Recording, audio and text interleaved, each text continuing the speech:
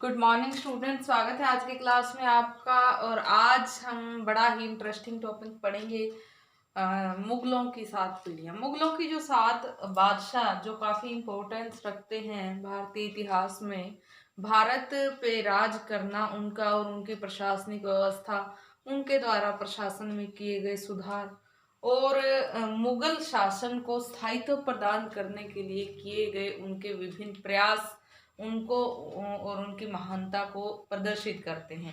तो मुगलों के 7 बादशाह ही थे जिन्होंने अपनी योग्यता से, अपनी कुशलता से, अपने अच्छे नेतृत्व से मुगल शासन व्यवस्था को स्थायित्व प्रदान किया।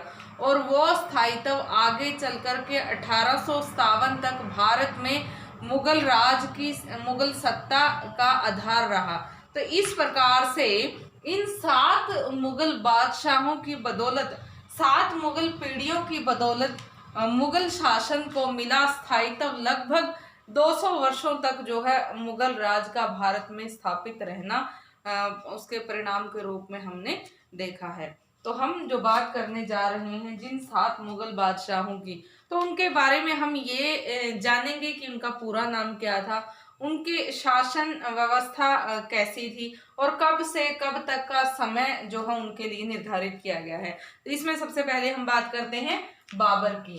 तो जहीरुद्दीन मोहम्मद बाबर, बाबर का पूरा नाम था। और वैसे तो बाबर के नाम से ही हम उसको जानते हैं, लेकिन यदि पूरे नाम की चर्चा करें तो जहीरुद्दीन मोहम्मद बाबर इनका पूरा नाम था। 14 फरवरी 1483 को फरगना घाटी के अंदीजान में इनका जन्म हुआ था। ये उज्बेकिस्तान में पड़ने वाली जगह है, उज्बेकिस्तान में पड़ती है। तो अंदीजान में जन्मे बाबर बचपन से ही महत्वाकांक्षी थे। छोटी सी उम्र में ही पिता के देहांत के बाद उनके ऊपर परिवार की सारी जिम्मेदारियां आन पड़ी और उन परिवार की जिम्मेदारियों को पूरी करते हुए वो जो है बचपन से ही सारी ही पारिवारिक जिम्मेदारियों को निभाते हुए एक अच्छे योद्धा के गुणों से उत्प्रोत होते चले गए।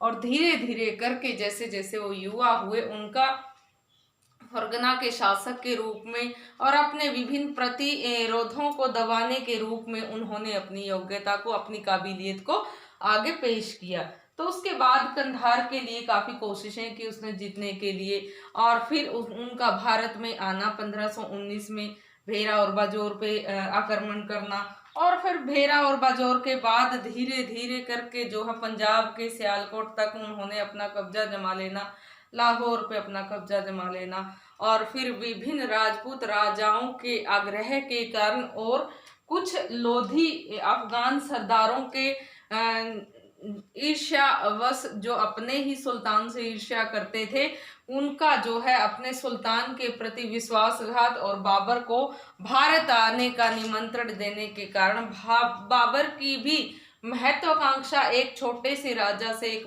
बड़े साम्राज्य का मालिक बनने की महत्वाकांक्षाओं को पूरे करने के कारण वो भारत में आया, भारत पे आक्रमण किया। समकालीन सम्राट लोदी सम्राट को उसने हराया।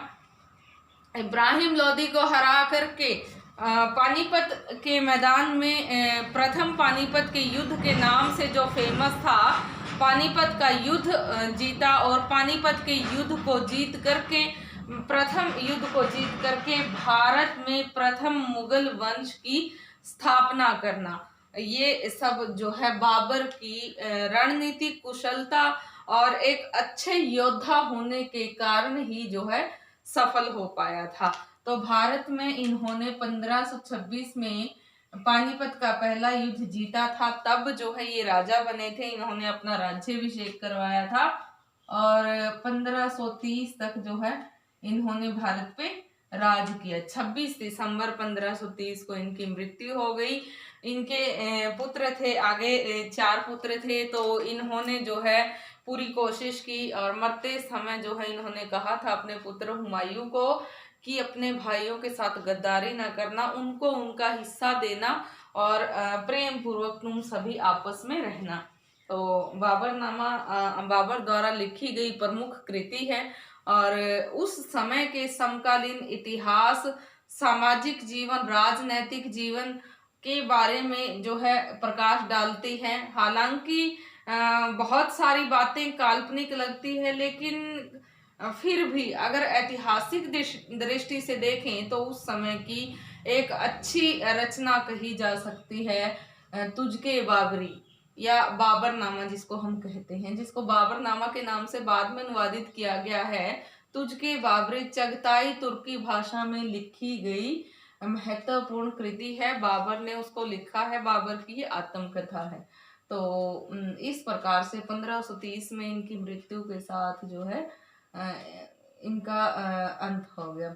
दूसरा जो है हम बात करते हैं हुमायूं की। 6 मार्च 1508 को काबुल में ये जन्मे थे और इस प्रकार से काबुल के साथ जो है उनके जो अभियान चल रहे थे, तो उसके बाद अपने पिता की मशक्कत को उन्होंने बड़ी बारीकी से अध्ययन किया कि किस तरह से उनके पिता जो है राज सत्ता हासिल करने के लिए कितनी कूटनीतिक आजमा रहे हैं और क्या क्या कठिनाइयां सहन कर रहे हैं। तो वो जो है उन अपने पिता के अभियानों में थोड़े युवा होते ही उनका साथ देने लग गए थे। और फिर भारत के साथ जो अभियान उनके हुए थे, चाहे पानीपत का युद्ध था, घाघरा चंदेरी का युद्ध था, उनमें जो है हुमायूं ने अच्छी सेनापति की अपनी एक मिसाल दी थी। तो इस प्रकार से हुमायूं 1530 में अपने पिता की मृत्यु के बाद गद्दी पे बैठा और मुगल वंश का दूसरा सम्राट मिर्जा नासिरुद्दीन बेग मोहम्मद खान हुमायूं के नाम से भारत का दूसरा मुगल सम्राट हुमायूं बना। तो 1530 में वो गद्दी पे बैठा। फिर जो है उसने अपने पिता के साम्राज्य में उस बिखराव को संभालने की पूरी कोशिश की। हालांकि 4 सालों तक जो बाबर ने शासन किया था वो युद्धों में ही उलझा रहा और उन युद्धों में उलझे रहने के बावजूद भी उसने जो है काफी कोशिशें की कि साम्राज्य का विस्तार किया जाए और उसने राजपूतों के साथ टक्कर ली, चाहे घाघरा का युद्ध जीता, चंदेरी का युद्ध जीता, पानीपत का युद्ध जीता। तो ये जो युद्ध जीते थे उसने, उसमें वो पूर्ण रूप से मुगल साम्राज्य को जो है स्थापित करने के लिए स्थापित तो कर पाया, लेकिन उसको विस्तार नहीं दे पाया था और ना ही किसी तरह का कोई प्रशासनिक सुधार कर पाया था। तो अभी सारी जिम्मेदारियां हुमायूं पे थी। तो हुमायूं को अपने प्रशासनिक सुधारों की ओर भी ध्यान देना था और उसको साम्राज्य विस्तार की ओर भी ध्यान देना था। तो हुमायूं ने पूरी कोशिश की साम्राज्य विस्तार के लिए और उसने उस समय जो है चुनार के घेरे से शुरुआत की, गुजरात के शासक के साथ लोहा लिया और बहुत ही महत्वपूर्ण युद्ध जीते। 2 बार चुनार का घेरा डाला, गुजरात के साथ युद्ध किया और इस प्रकार से जो है उसने अपने साम्राज्य विस्तार की ओर कदम रखा और उसमें जो है साम्राज्य में वृद्धि की। तो 1530 से लेकर के 1540 का जो समय था, ये भारत में मुगल वंश के दूसरे शासक के रूप में हुमायूं का समय कहा जा सकता है। तो यहाँ पे हुमायूं के 2 शासन कालों की हम चर्चा करेंगे, क्योंकि 1540 में बिलग्राम के युद्ध में शेरशाह सूरी ने हुमायूं को जो है यहाँ से निष्कासित कर दिया था और यहाँ से उसको भागना पड़ा था अपनी जान बचा करके। उसके साथ उसके कुछ एक मुस्लिम जो सरदार थे, उसके विश्वासपात्र थे, उसके साथ चले गए थे और वहीं पे वो भाग करके जो है काबुल वो अमरकोट के राणा वीरसाल के महल में चले गए, जहाँ पे अकबर का जन्म हुआ था। तो इस प्रकार से 1540 से लेकर के 1555 का जो समय था, उसमें 15 साल का ये जो समय था, भारत में मुगल राज का अंत इसको हम कह सकते हैं। 1540 में प्रथम मुगल वंश का अंत हो गया था और 1555 तक 15 साल तक एक नए वंश की शुरुआत, सूर वंश की शुरुआत इसमें हो गई थी। शूर वंश की स्थापना हो गई थी। तो शूर शासक अफगान थे, उन्होंने 15 वर्षों तक शासन किया। शेरशाह सूरी ने सूर वंश की स्थापना की थी, भारत में मुगल वंश का अंत किया था और प्रथम मुगल वंश का अंत करके द्वितीय अफगान साम्राज्य की स्थापना सूर शासक शेरशाह सूरी द्वारा की गई थी। तो 1540 से 1545 तक शेरशाह सूरी ने शासन किया। उसके बाद उसके उत्तराधिकारियों के शासन रहे, जो शेरशाह सूरी की तरह जो है अच्छे योद्धा या अच्छे रणनीतिज्ञ साबित ना हो पाए, और 1555 में सूर्यवंश का द्वितीय अफगान साम्राज्य का अंत हो गया। और 1555 में हुमायूं ने दोबारा से कोशिश की भारत में मुगल वंश को स्थापित करने की, और उसने कुछ एक क्षेत्रों पे कब्जा भी जमा लिया था, लेकिन उसकी मृत्यु हो गई। और कहते हैं कि वो किताबें पढ़ने का शौकीन था, और जब वो पुस्तकालय से पुस्तकें पढ़ करके वापस लौट रहा था, तो सीढ़ियों से गिरकर वो लुढ़क गया और उसकी मृत्यु हो गई। तो हुमायूं के बारे में एक उक्ति फेमस है कि वो पूरे जीवन भर लड़खड़ाता रहा, और अंत में लड़खड़ाते लड़खड़ाते ही उसकी मृत्यु हो गई। तो इस प्रकार से लड़खड़ाते हुए जो है गिर करके उसका मर जाना, और उसके बाद जो है अकबर का कलानौर में राज्याभिषेक, जो कि अल्पायु ही था, बैरम खान द्वारा हुमायूं के द्वारा उसका संरक्षक के रूप में नियुक्त व्यक्ति ने जो है अकबर का राज्याभिषेक किया था। तो इस प्रकार से बैरम खान ने उसका राज्याभिषेक कर दिया, और 1555 में दोबारा से फिर हुमायूं ने कोशिश की, मुगल राज की स्थापना की, और यहाँ पे उसकी मृत्यु के साथ फिर से जो है वो सब कुछ खत्म हो गया। यहाँ पे 1556 से लेकर के 1605 तक हम अकबर का समय कह सकते हैं। 15 अक्टूबर 1542 में जन्मे थे, और यहाँ पे वो केवल 14 साल के ही थे, अल्पायु ही थे, जब उनका कैलानौर में राज्याभिषेक किया गया। और एक ईंटों का चबूतरा बना करके और विधिवत उसका बैरम खान ने राज्याभिषेक कर लिया, और अपना भावी मुगल सम्राट उनको घोषित कर दिया।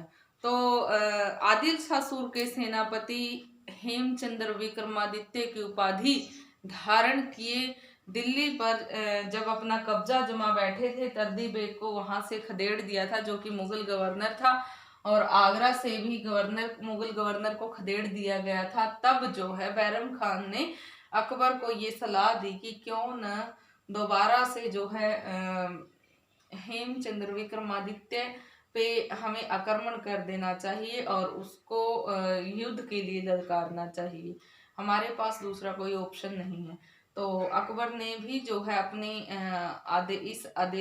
इस आज्ञा को पारित करवाया, और बाद में जो है 1556 में पानीपत का दूसरा युद्ध हम उसके परिणाम स्वरूप देख सकते हैं, जिसमें सौभाग्य से मुगलों की विजय हुई थी, और दुर्भाग्य से हेमचंद्र विक्रमादित्य की आंख में दुश्मन सेना का एक तीर लगा, और वो अपने हाथी से नीचे गिर पड़ा, और नीचे गिरते ही उसकी सेना में भगदड़ मच गई, क्योंकि उनको अपना सेनापति नहीं दिखा, और ये ही उसकी पराजय का मुख्य कारण बना।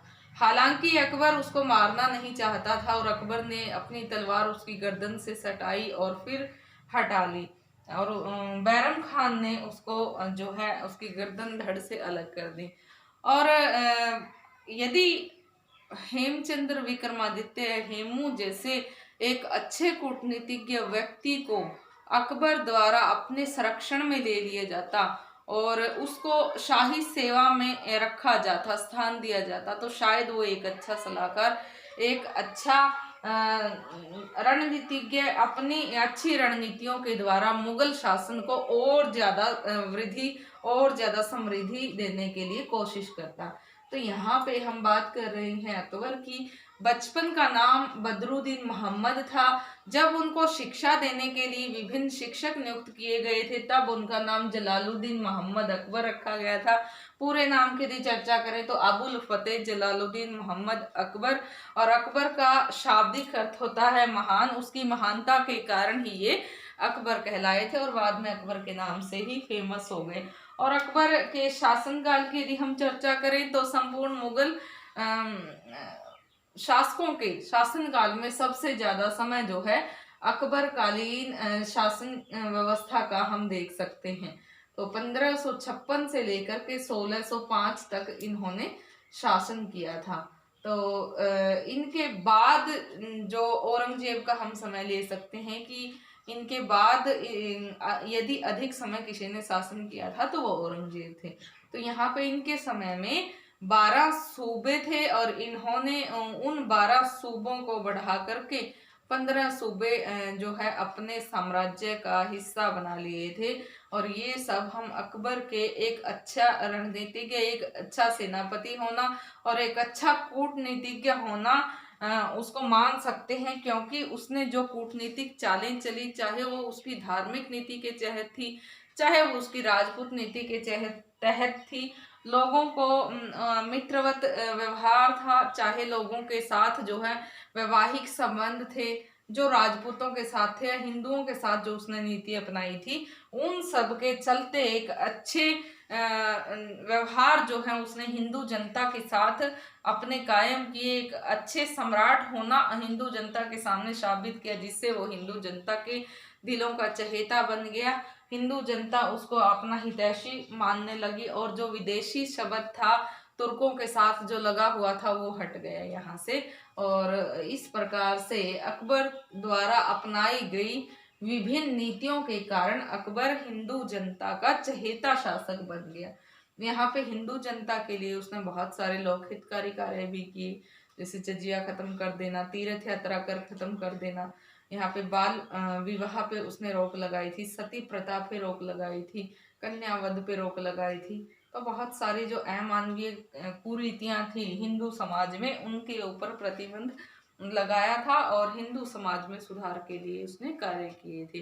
कई सालों से चला आ रहा जजिया जो गैर मुस्लिमों को देना होता था अपनी जान माल की सुरक्षा के बदले, वो अकबर ने ही बंद करवाया था। तो बाद में उसको औरंगजेब के समय तक जो है वो बंद रहा और औरंगजेब ने उसको लगा दिया था दोबारा से। तो इस प्रकार से 1605 तक अकबर ने शासन किया। पूरा नाम अबुल फतेह जलालुद्दीन मोहम्मद अकबर था। 1605 में अकबर की मृत्यु हो गई और मेवाड़ को छोड़कर संपूर्ण राजपुताना का एरिया और बहुत सारे उत्तर भारत के क्षेत्रों के साथ जो है 15 सूबे अकबर के साम्राज्य का हिस्सा थे। इस प्रकार हम कह सकते हैं कि एक विशाल साम्राज्य की अकबर ने नींव रखी थी। और द्वितीय मुगल साम्राज्य के संस्थापक के रूप में भी अकबर को याद करते हैं। शहंशाह अकबर, मोहम्मद अकबर, मोहम्मद शहंशाह अकबर, महाबली अकबर, तो ये इस तरह के उपनाम अकबर के लिए जो है लिए जाते हैं। तो अब हम बात करते हैं जहांगीर की। 31 अगस्त 1569 को फतेहपुर सीकरी में अकबर जहांगीर का जन्म हुआ था। यहाँ पे अकबर को जैसे कई सालों तक कोई संतान नहीं हुई, तो शेख सलीम चिश्ती के पास वो गए और उससे पहले भी वो बहुत सारे साधु महात्माओं के पास गए संतान प्राप्ति के लिए। और वो फिर शेख सलीम चिश्ती की दरगाह पे गए फतेहपुर सीकरी में, जो दरगाह है वो अकबर द्वारा ही बनवाई गई है। तो वहां पे गए, शेख सलीम चिश्ती से मिले। वो शेख सलीम चिश्ती के आशीर्वाद से कहते हैं कि अकबर को पुत्र प्राप्ति हुई और शेख सलीम चिश्ती के नाम पर ही अपने पुत्र का नाम उन्होंने सलीम रखा, जो आगे चल करके जहांगीर के नाम से गद्दी पे बैठा था। तो इस प्रकार से 15 अगस्त 1569 को फतेहपुर सीकरी में इनका जन्म हुआ था और इनका 1605 में ये गद्दी पर बैठा था और 1627 तक इन्होंने शासन किया। जहांगीर का पूरा नाम मिर्जा नूरुद्दीन बेग मोहम्मद खान सलीम, सलीम उनका बचपन का नाम था और फिर बाद में मिर्जा नूरुद्दीन बेग मोहम्मद खान जहांगीर के नाम से वो गद्दी पे बैठे थे। तो 1605 से 1627 तक का इनका समय है। अपने पिता के विशाल साम्राज्य को उन्होंने संभाला, बखूबी संभाला और अपने पिता के ही कर कदमों पे चलते हुए राजपूतों के साथ अच्छे संबंध कायम रखे। और उसने जो है विभिन्न राजपूत राजकुमारियों से वैवाहिक संबंध स्थापित किए, जिसमें सबसे पहला विवाह मानसिंह की बहन मानबाई से उनका राजपूत राजकुमारी थी जो उसने किया था, और बहुत सारे अन्य विवाह किए थे। तो उनका सबसे महत्वपूर्ण विवाह मेहरुनिसा से हुआ था। मेहरुनिसा जो थी वो बाद में नूर महल नूरजहां या बादशाह बेगम के नाम से फेमस हुई और 1611 से 1627 तक का समय इतिहासकार नूरजहान का समय मानते हैं या सत्ता में नूरजहान के हस्तक्षेप के कारण ही ऐसा माना जाता है। नूरजहान का विवाह 1611 में जहांगीर के साथ हुआ था, तभी इतिहासकार उसको 1611 से 1627 तक के समय को नूरजहान के समय के लिए याद करते हैं। लेकिन विभिन्न इतिहासकारों में इस बात को लेकर के मतभेद है, क्योंकि कुछ एक इतिहासकार मानते हैं कि 1622 तक जहांगीर पूर्ण रूप से सही था। हालांकि वो नूरजहान की कुछ बातें मानता था।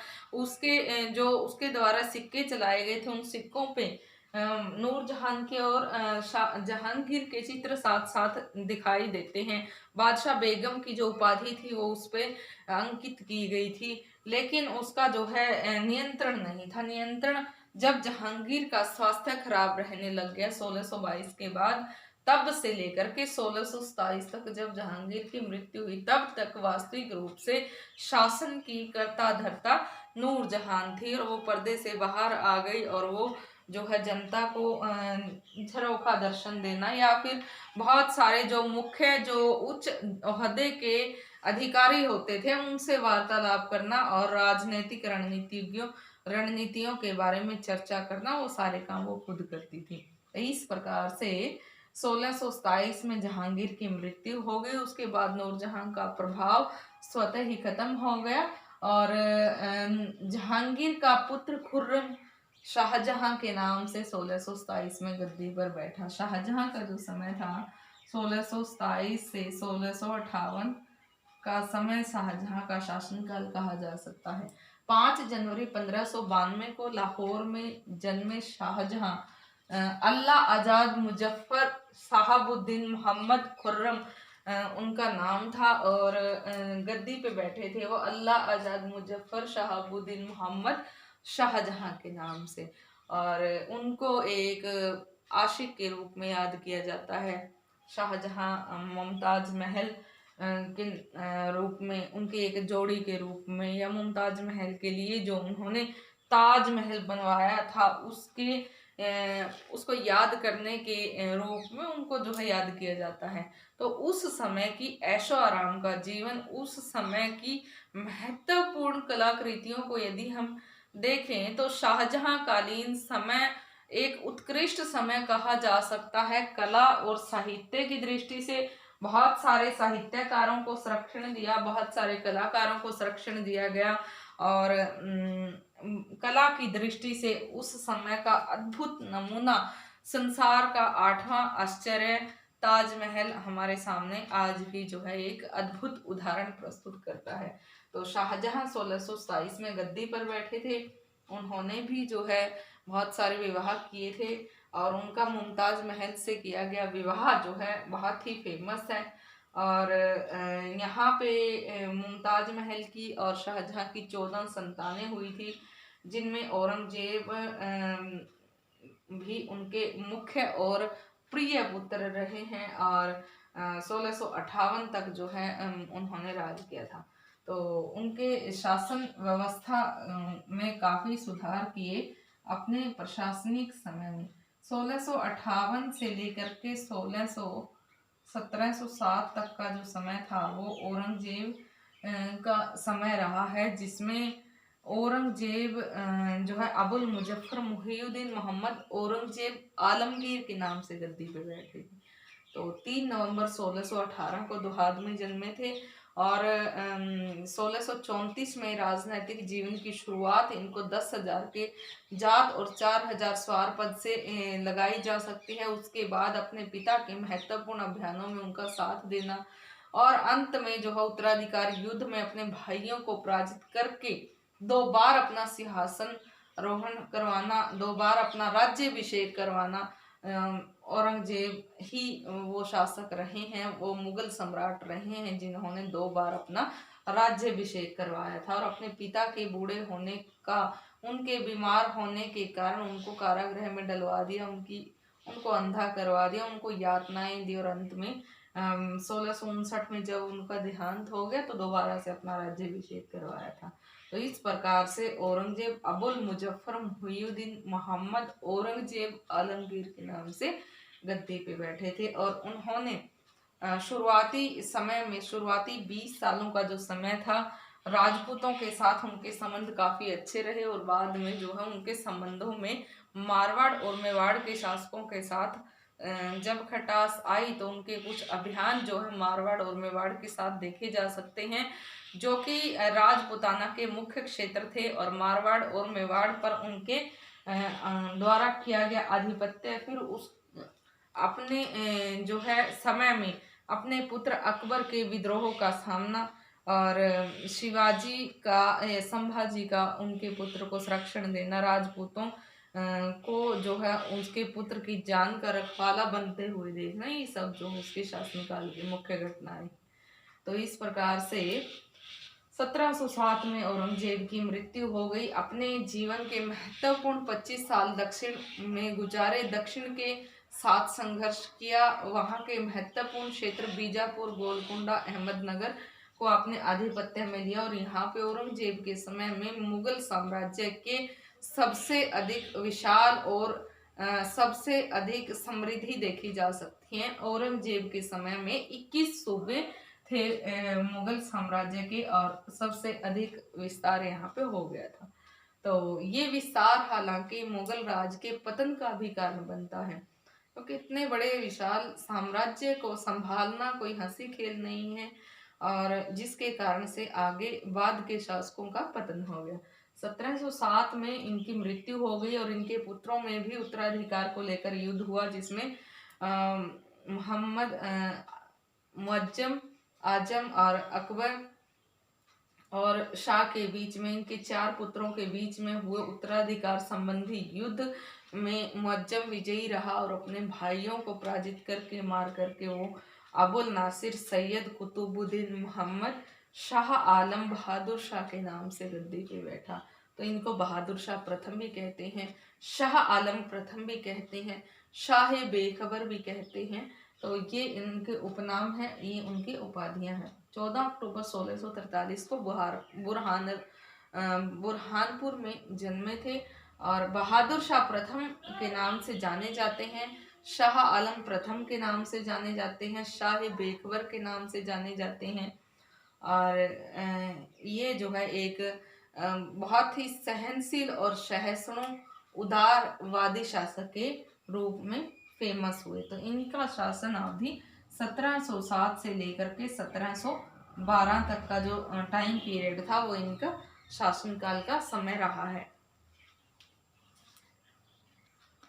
तो इस प्रकार स्टूडेंट्स ये हमने देखा कि मुगलों की 7 पीढ़ियां, जिसमें हमने पढ़ा बाबर के बारे में, हुमायूं के बारे में, अकबर के बारे में, जहांगीर के बारे में, शाहजहां के बारे में, औरंगजेब के बारे में और बहादुर शाह के बारे में।